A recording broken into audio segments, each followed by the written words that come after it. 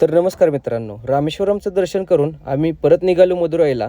तर जाता जाता आपण या पंबन ब्रिजवरून निघालो. तर हे दृश्य तुम्ही बघा. तर मदुराईला जाताना आपला बसने प्रवास सुरू झाला. बसमध्ये सगळ्यांनी एक डुलकी मारून घेतली. ते झाल्यावर मदुराईत पोहोचल्यावर आपल्याला जायचं होतं मीनाक्षी अम्मन टेम्पलला. तर निघालो. तर या बसमध्ये आल्यावर थिएटरमध्ये आल्याचं फील झालं. ते करून आम्ही उतरलो आणि मीनाक्षी अम्मन टेम्पलला निघालो. तर मीनाक्षी अम्मन टेम्पलमध्ये मोबाईल अलाउड नाही. तर जाता जाताच एक बाहेरनं शूट घेतलं. हे बघा, हे शिखराचं काम चालू आहे. कलरचं काम मीनाक्षी अम्मन टेम्पलला चालू असल्यामुळं हा व्ह्यू जास्त मी कॅप्चर करू शकलो नाही. तर ते झाल्यावर आम्ही परत रात्री तिरुपतीला निघालो. पोरांनो, लागा तयारीला. ट्रेन आल्या आपली.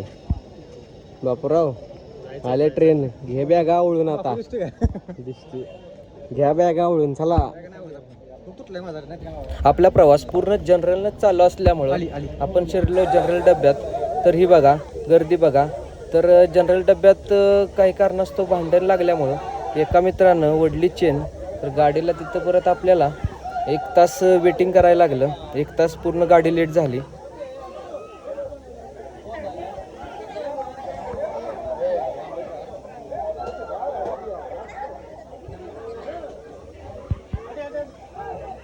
तर आपला मित्र त्या विषयाकडे जाऊनच आल्यावर सांगत होता हाणामारी झाल्यामुळे हे सगळा विषय झाला आहे. तर सकाळी उठल्यावर आपला मित्र स्वामी भक्त तर स्वामींचा तारक मंत्र ऐकत झोपलेला होता.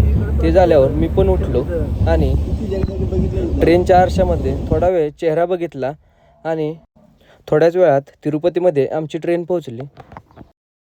रेल्वे स्टेशनला उतरल्यावर स्टेशनच्या बाहेर येऊन लगेच आम्ही जीप पकडली आणि तिरुमलाचा प्रवास चालू केला. हे बघा, वरचं शिखर जाताना आपल्याला टोलवरून दिसतं. तिरुपतीत उतरल्यावर पहिल्यांदा लॉकर घेऊन आम्ही मुंडन करून घेतलं आणि दर्शनाला गेलो. फ्रीचा पास काढून मोबाईल जमा केला आणि तिरुपतीचं दर्शन 9 तासांमध्ये एवढं भारी झालं की सांगू शकत नाही. बाहेर आल्यावर तिथला मसाला दूध पिलो. वा, एक नंबर. तर हे शूट बघा तुम्ही. तर म्हणतात ना, देवाकडे यायला पैसा लागत नाही तर देवाची इच्छाच लागते. ते तर अगदी खरं आहे. तर आपल्याला तिरुपतीचा अनुभव एक नंबर आला. तर मित्रांनो, ब्लॉग आवडला असेल तर लाईक आणि फॉलो नक्की करा. भेटू उद्याच्या ब्लॉगमध्ये. धन्यवाद.